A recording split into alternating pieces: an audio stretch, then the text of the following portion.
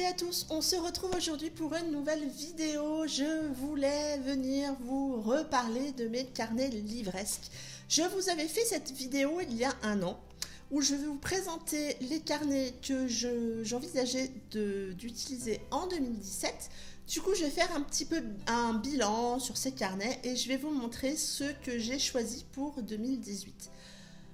Beaucoup d'entre vous pourraient se demander pourquoi des carnets. Je suis une fille assez organisée, il faut le dire. Peut-être trop, je ne sais pas. Et du coup, je note beaucoup de choses dans différents domaines. Et quand je me suis mise à YouTube, j'ai eu aussi envie de garder une traçabilité des romans que je lis. Déjà pour moi, pour pouvoir vous parler facilement de mes objets de lecture, pour pouvoir un petit peu voir l'évolution au cours de l'année, des années en général.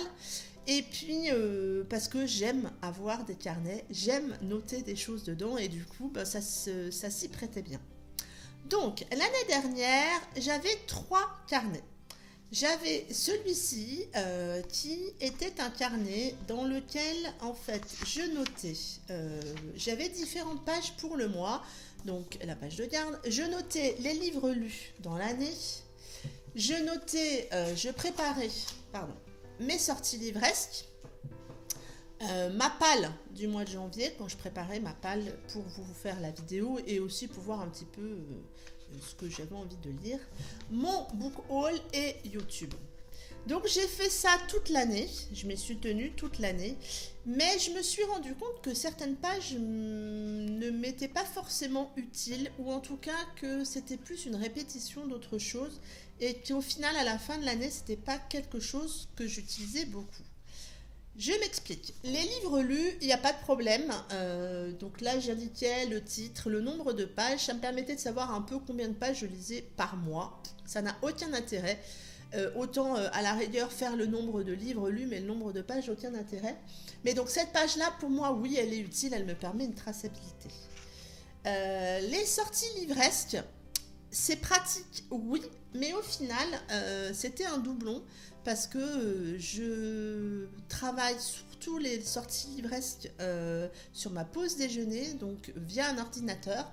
Je la prépare sur un fichier Excel, puisque Excel est aussi mon ami. Et du coup, là, c'était une répétition. À la fin de l'année, ces sorties ne me sont pas forcément particulièrement utiles. Du coup, je me suis dit, bon, ok, c'est intéressant, mais est-ce qu'on a vraiment besoin d'avoir cette traçabilité ? Je ne suis pas sûre. Ma palle, oui, c'est pratique, parce que oui, ça me permet de savoir ce que j'ai envisagé de lire sur le mois. J'y reviens aussi mois après mois pour voir un petit peu, tiens, tel mois j'avais envisagé ça, je ne l'ai pas lu, et si je le rajoutais sur un mois suivant. Donc oui, c'est intéressant. Le book haul, bien entendu, c'est quelque chose qui m'est utile, déjà parce que je me rends compte de ce que j'achète, mais aussi pour vous faire cette vidéo book haul. Et mes vidéos YouTube, ça m'a pas plu. J'y suis pas forcément arrivée tout le long de l'année. C'est pas assez souple pour moi en termes de gestion, dans le sens où si j'ai un décalage sur une vidéo, ça fait des jolies ratures sur mon cahier, hein. Il y a des mois où c'est moche. Et du coup, bon. Mais voilà pour ce premier carnet qui peut vous donner des idées si vous avez envie de vous en faire. Je l'ai tenu jusqu'à la fin de l'année. Je vais le garder, bien entendu, mais je ne vais pas continuer sous ce format-là. J'avais également un deuxième carnet, celui-ci, dans lequel j'ai mis un résumé de tout et mon avis de toutes mes lectures de l'année. Je vais vous montrer un exemple, hein, donc ça se présente comme ça. Qu'est-ce que j'ai comme exemple ? Klaxon. Du coup, voilà, où il y a un résumé plus ou moins détaillé, peut-être trop parfois, et où je mets mon avis. Et du coup, ça m'aide pour les chroniques. Là aussi, je l'ai fait toute l'année. Malgré tout, ça ne me convenait pas. En début d'année, en fait, je mettais trop de détails dans le résumé. Je m'en servais et pour mes chroniques, mais aussi pour moi, dans le cas où je lis des tomes. je me rends compte que finalement, je la connais quand même bien, les histoires que je lis, et j'ai pas besoin d'aller autant dans les détails quand je résume. Du coup, je suis allée vers moins de détails à la fin. Par exemple, là, on voit que Wild Heart de Lily M, le résumé n'est que là. Et du coup, bah, mon avis tient sur le fin de la page et le début là. Voilà. Du coup, j'ai appris à mieux répondre à mon besoin de résumé et d'avis au fil de l'année. C'est quelque chose que je vais continuer dans un autre carnet pour cette année. Je vais vous le montrer juste après. Le dernier carnet, c'était un tout petit carnet où je notais mes sagas. Et celui-ci, je l'ai très vite abandonné parce qu'il ne me convenait pas, dans le sens où il n'est pas assez grand. Il est trop petit. Et quand on a des sagas qui se rallongent, et qui se rallongent avec XX tomes, et ben celui-ci est trop petit, donc ça ne me convenait pas. Donc voilà pour l'année 2017. En 2018, j'ai d'abord commandé un premier livre. Je pensais qu'il répondra à mes besoins personnels. Je le trouve très très bien. C'est pas un livre, c'est un carnet. Je le trouve très très bien, mais il ne me correspond pas complètement. Ce bouquin, c'est mes lectures. Non, pardon. Mes livres, mes lectures et moi, aux éditions La Boîte à Pandore, qui est vraiment très graphique, très bien fait. Et du coup, bah, au début, je me suis dit, il est super. Donc, vous avez des explications, mais vous avez des pages pour préparer des piles à lire. Vous avez évidemment de la wishlist. Vous avez un planning de lecture. Donc là, déjà, je me suis dit, faut pas avoir trop de livres quand même à prévoir tous les mois. Et moi, personnellement, ce qui m'a freiné, enfin, on peut se refaire une carte des auteurs. C'est sympa. Maintenant, j'ai la même chose sur Livre Addict et c'est fait automatiquement. J'avoue, je suis un petit peu flemmarde sur ce coup-là. Et donc vous avez un bilan mensuel que vous pouvez faire, mais qui ne permet de mettre que 8 livres. Et qui pour moi est un chouille un peu... ça peut le faire pour quelqu'un qui lit pas trop. Ça pourrait presque le faire pour moi, mais il y a des mois où je vais être coincée et ça me frustre. Et du coup, je voulais pas rentrer dans des cas particuliers certains mois. Donc voilà. Mais il est assez graphique, assez ludique, qui peut vous permettre de faire du coloriage. Après, on a ce genre de page, mais voilà, avec la palle du mois. Donc là, vous pouvez peut-être colorier le nombre de livres que vous avez lu, peut-être mettre ceux que vous prévoyez. Voilà, il y a quand même pas mal de trucs, c'est assez sympa. Après, il y a des trucs que moi, personnellement, j'aime moins et que je ne sais pas trop comment utiliser. Et donc voilà, bah, après, on repasse au mois de février. Donc, il est très bien. Je le trouve assez sympa. Maintenant, il ne va pas correspondre à mon besoin. Il est au prix de 9,90. Je l'ai acheté sur Amazon. Du coup, je sais pas. Est-ce que il faut que je me renseigne, voir comment je pourrais faire un concours pour le gagner. Je sais pas, j'ai pas regardé les conditions de concours sur YouTube ou sur Facebook. Peut-être à surveiller dans mes prochaines vidéos si je vous en reparle et si j'organise un concours autour de ce cahier, de ce carnet. Du coup, je me suis orientée sur un qui est un bon petit pavasse et donc ça s'appelle The Carnet Livresque.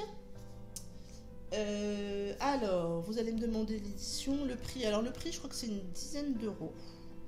The Carnet Création, et ils ont un site Facebook qui s'appelle Organiseur et Booster de vie. J'ai offert un carnet de la même collection à une copine pour Noël. Et voilà, ils ont 2 livres, mais donc là, c'est vraiment le livre vraiment lecture. Celui-là me convient vraiment beaucoup et comme vous allez pouvoir le voir, c'est quasiment mon tout en un. Je m'explique. On commence sur la première partie avec, je vais vous montrer ce que j'ai fait pour janvier. Donc là j'ai indiqué le mois où là j'ai préparé ma palle. Du coup je coche ce que j'ai lu et si je lis, j'envisage de lire des livres qui ne sont pas dans ma palle, c'est le cas actuellement, je suis en train de lire un thriller que j'ai pas mis et je vais le rajouter après mais je vais le séparer entre mon prévisionnel et vraiment ce que je lis. Verseau, vous avez, et donc là je vais faire un petit peu comme ça parce que vous n'avez pas besoin de savoir, mais donc mon budget livresque qui vous permet en fait de lister ce que vous achetez avec la date de l'achat, le montant, et donc de voir mois après mois ce que vous dépensez. Nous avons ensuite quelque chose que je ne sais pas si je vais le remplir, c'est mes temps de lecture dans le mois, donc combien d'heures vous lisez par jour. À voir. J'essaie de le remplir pour le moment pour voir qu'est-ce que ça va donner, qu'est-ce que je pourrais en faire, pourquoi pas. Et donc ensuite, vous avez donc la même chose, hein, on recommence pour voilà, le mois suivant, qu'on pourra préparer pour le mois de février. Donc vous en avez 12 comme ça, donc ça c'est très bien pour toute l'année. Au milieu, vous avez des petits défis, des petits challenges. Donc là, par exemple, on a tous les genres littéraires qu'on a lus dans l'année. Donc moi, je coche au fur et à mesure. On a un défi des beaux livres, donc pareil sur l'année, qui contient par exemple lire un livre sans le A dans le titre, donc j'en ai lu un, lire un livre dont le titre est écrit en bleu, j'ai coché pour ruine, ce genre de choses. Donc ça c'est, on va dire, la première partie, la première moitié du roman.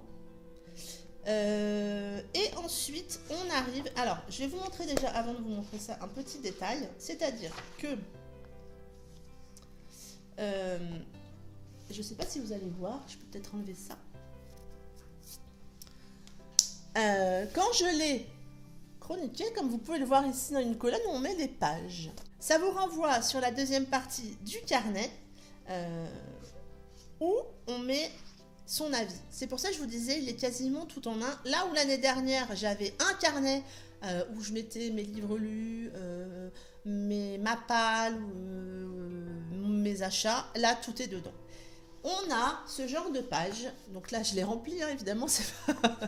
Donc, je vais vous montrer déjà ce que ça donne en vierge. Donc, on a ce genre de truc.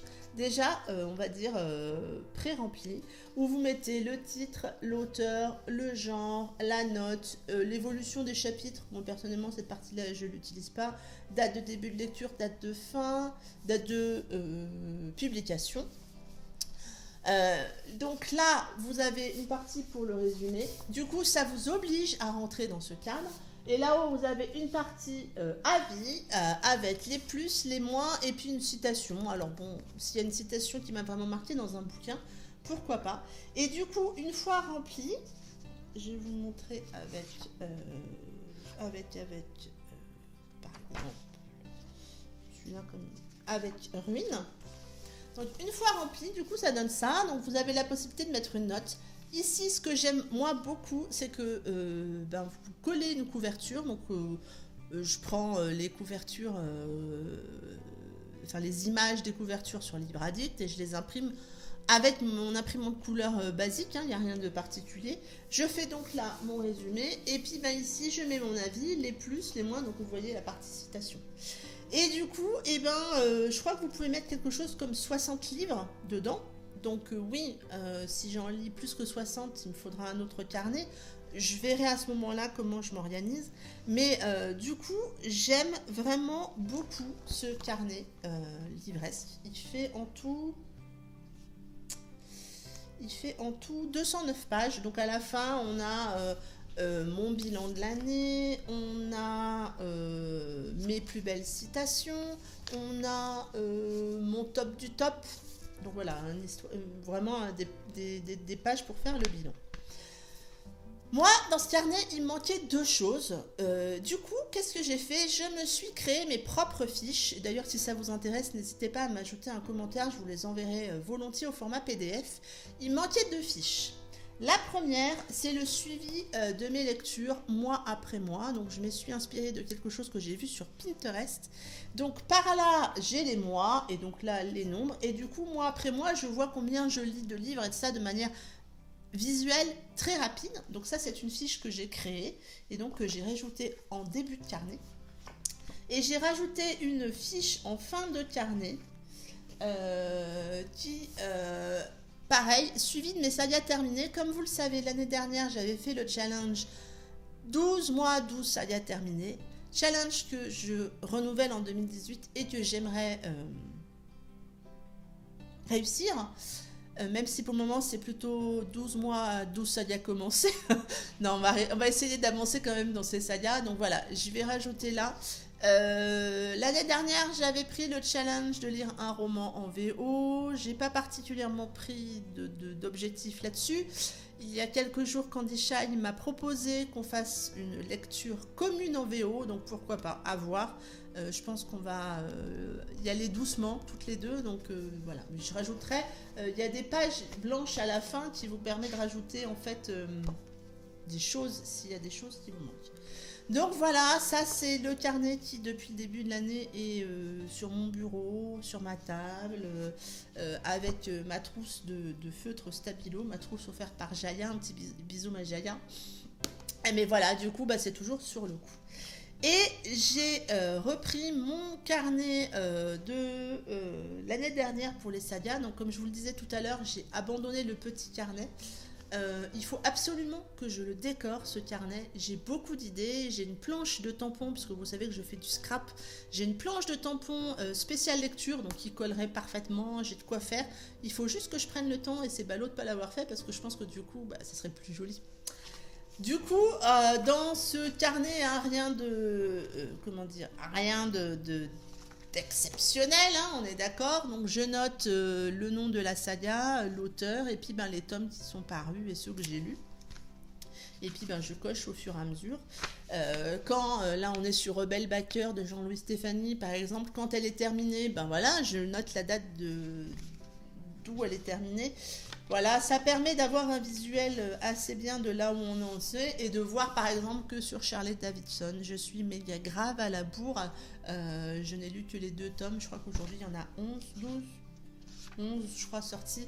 Donc voilà, ça me permet en fait, je l'utilise un petit peu quand je me mets à ma palle. Et du coup, voilà, quand là j'ai créé la fiche pour Wild Crow de Blandine P. Martin, je sais qu'il va y avoir 4 tomes, donc j'ai déjà préparé tout ça. Pour mes carnets pour l'année du coup 2018, ça va être ceci, surtout celui-là, on est d'accord, hein. Et puis après, tout ce qui est planning, tout ce qui est sortie livresque, c'est plutôt du Excel. Le challenge, j'ai un challenge, je pourrais le mettre dans mon carnet, il faut que je vois, je me suis mise sur un challenge Saga 2018 sur Livre Addict, qui devrait, je pense, m'aider à faire mon challenge des sagas terminés. Donc voilà, mes carnets livresques. J'espère que cette vidéo vous aura plu, vous aura peut-être donné des idées, des envies. Si vous avez des questions sur mes carnets, n'hésitez pas à me les poser en commentaire, je me ferai un plaisir de vous répondre. Si vous souhaitez que je vous envoie mes 2 fiches au format PDF, je vous les envoie volontiers, hein, donc ma fiche sur mes suivis de lecture et puis ma fiche sur mon challenge des sagas terminées, je les partage sans aucun souci, n'hésitez pas à me les demander. Et c'en est tout pour cette vidéo, j'espère qu'elle vous aura plu, merci de l'avoir regardée jusqu'au bout et je vous souhaite une très bonne semaine et je vous dis à très bientôt pour une prochaine vidéo. Bye bye.